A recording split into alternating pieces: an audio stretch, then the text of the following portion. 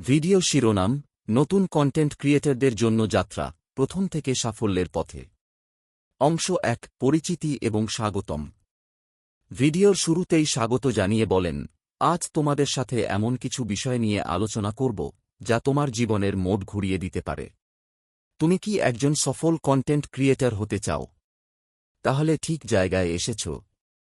ব্যক্তিগত গল্প শেয়ার করুন, যেখানে আপনি ব্যর্থতা কাটিয়ে উঠেছেন এবং সফল হয়েছেন। আপনার নিজের বা কল্পিত গল্প হতে পারে। কন্টেন্ট ক্রিয়েটর হিসেবে সফল হওয়ার গুরুত্ব এবং সুযোগ নিয়ে কথা বলুন। অংশ ২, কেন কন্টেন্ট ক্রিয়েটর হওয়া একটি অসাধারণ পেশা?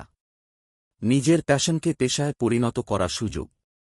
বর্তমান সময়ে সোশ্যাল মিডিয়া কন্টেন্টের গুরুত্ব এবং এর প্রসার। কন্টেন্ট ক্রিয়েটর হওয়ার মাধ্যমে কিভাবে জীবনে স্থিতিশীলতা এবং আয় তৈরি করা যায়।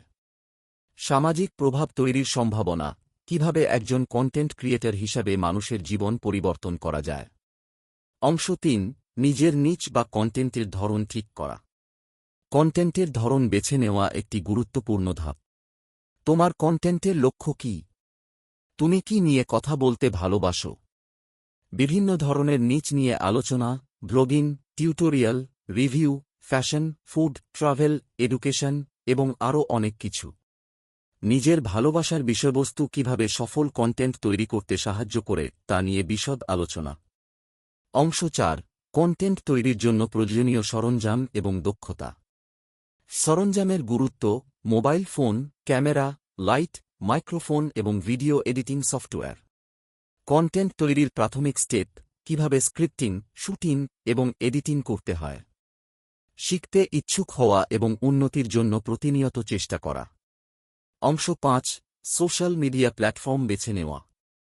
বিভিন্ন প্ল্যাটফর্মের সঙ্গে পরিচিতি: ইউটিউব, টিকটক, ইনস্টাগ্রাম এবং ফেসবুক। প্রতিটি প্ল্যাটফর্মের শক্তি এবং দুর্বল দিক নিয়ে আলোচনা। প্ল্যাটফর্ম অনুযায়ী কন্টেন্ট স্ট্র্যাটেজি তৈরি করার পরামর্শ। অংশ ৬, নিজের ব্র্যান্ড তৈরি করা এবং দর্শকদের সাথে সম্পর্ক তৈরি। তুমি কন্টেন্ট ক্রিয়েটর হতে পারো, কিন্তু তুমি যদি তোমার নিজের ব্র্যান্ড তৈরি না করো, তাহলে সফল হওয়া কঠিন হবে।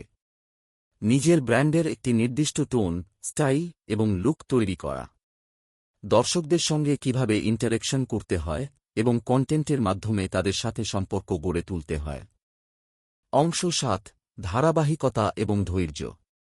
ধারাবাহিকতা রাখার গুরুত্ব: সফল কন্টেন্ট ক্রিয়েটররা একবার বা দুবার কন্টেন্ট পোস্ট করে থেমে যায় না। তারা ধারাবাহিক থাকে।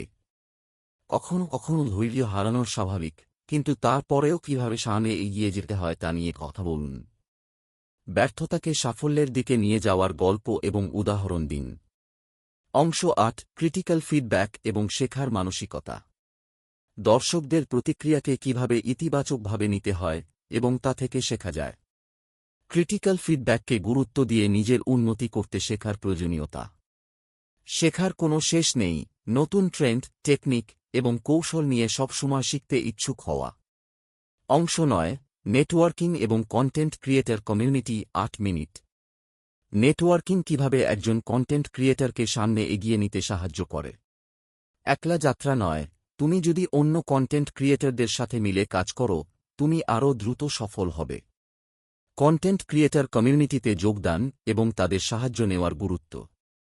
অংশ ১০, ভবিষ্যতের পরিকল্পনা এবং দীর্ঘমেয়াদী লক্ষ্য নির্ধারণ। স্বপ্ন দেখার গুরুত্ব এবং সেই স্বপ্নকে বাস্তবায়িত করার পরিকল্পনা করা। কন্টেন্ট ক্রিয়েটরদের জন্য ৬ মাস থেকে ১ বছরের সুনির্দিষ্ট পরিকল্পনা নিয়ে কথা বলুন। তোমার লক্ষ্য যদি সুস্পষ্ট হয় এবং তুমি যদি লেগে থাকো, তাহলে সাফল্য আসবেই। শেষ করার আগে দর্শকদের জন্য একটি অনুপ্রেরণামূলক বার্তা: এই যাত্রা শুরু করার সাহস তোমার আছে, এখন তোমার যা করতে হবে তা হল লেগে থাকা। তুমি একজন কন্টেন্ট ক্রিয়েটর হতে পারবে এবং সফল হবে। ভবিষ্যতে আরও ভালো কন্টেন্ট তৈরি করার জন্য পরামর্শ দিন এবং দর্শকদের আপনাকে ফলো করতে উৎসাহিত করুন।